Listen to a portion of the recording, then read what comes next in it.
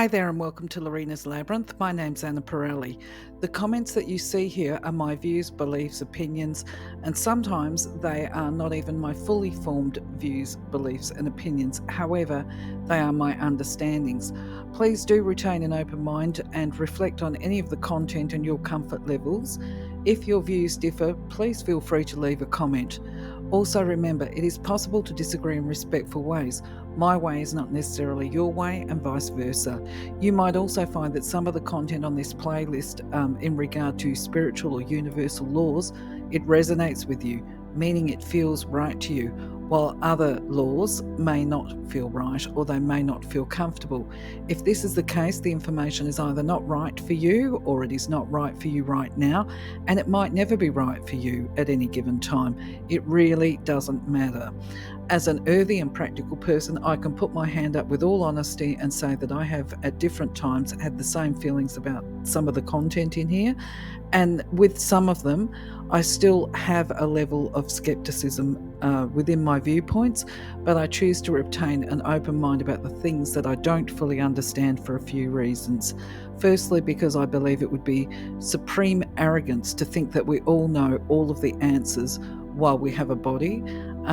And because what is right for one of us is not necessarily right or suitable for all of us, and I choose to respect the differences. Please do leave your opinions, beliefs. Feel free to argue the points in a respectful way with any of the content on the slides and even my interpretations.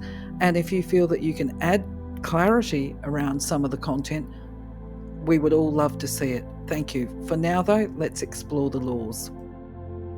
All creation is governed by law. The principles that operate in the outer universe, discoverable by scientists, are called natural laws. But there are subtler laws that rule the hidden spiritual planes and the inner realm of consciousness.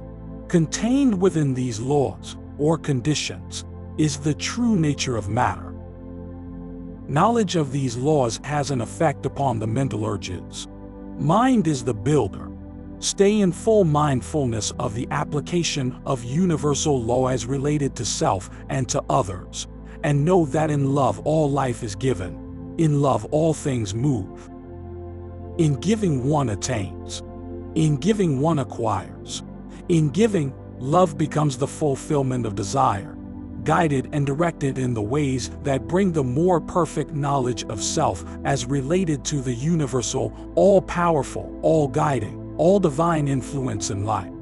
Love is life. When we go back, merge with the God source, in some infinitesimal but profound way, we expand the mind of God.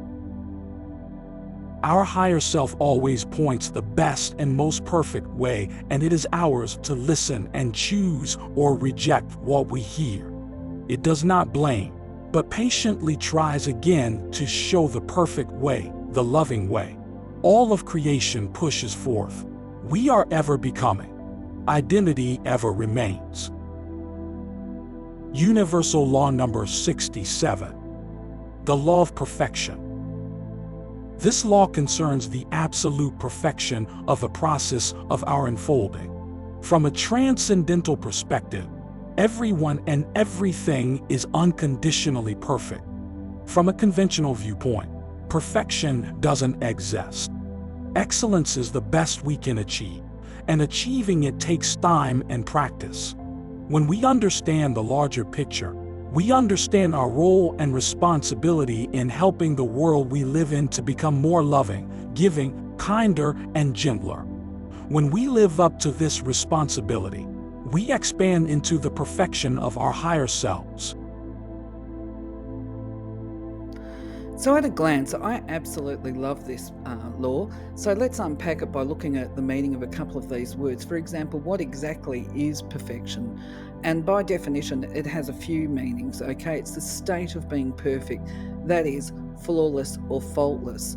And it is, another meaning is the action or process of improving something until it is faultless. When we look at the meaning of transcendental, we're referring to the spiritual realm, and when we look at the word excellence, it means the quality of being outstanding or extremely good. So realistically, this particular law is so beautiful to me, and I get it, right? It's where if we refer to the pop psychology and spirituality or affirmations, particularly those put out by the Christian Theosophists, I've forgotten the name right now, having a mind blank, but even by Louise Hayes, we're referring to everybody that's living and walking on the planet right now. We all have a divine spark within us. And we are all living manifestations of the divine idea from the Creator, if you like. So from a spiritual perspective, we're all perfectly placed right now. We're exactly where we should be right now as far as our soul growth goes. And we will continue to evolve, but we're perfect right now spiritually. However, let's be real about this. We are also perfect imperfections, because all of us are born, and none of us are faultless. You know what I mean? None of us, from an earthly perspective, are without fault. None of us are the all of everything, if you like, or beyond improvement. The idea of human perfection is totally different to spiritual perfection. And I think a lot of people get confused by this. So I understand that, if we foster this idea with people, of standing in front of the mirror, which actually I do encourage within certain contexts, you're beautiful, you're perfect, you're all of this stuff right now. That's about becoming comfortable with who we are and our physicality, and even learning to accept and respect ourselves within our human form. But the reality is too, I think there needs to be a caution attached to that, because that might actually explain why there's so many narcissists walking around on the planet right now who think that they are the be-all and end-all to the universe, and they lack this capacity to engage and interact with others, because while they can see their own perfection and potentially divinity, they're not able to see that within other people, and they're not able to respect and treat that perfection, I would say, with the care and regard that it needs to, or that it deserves to have. I shouldn't say need, but that it deserves to have. So from that perspective, I think I would probably phrase this that we are all perfect ideas of the divine mind. We are all perfectly placed within our soul growth and development right now.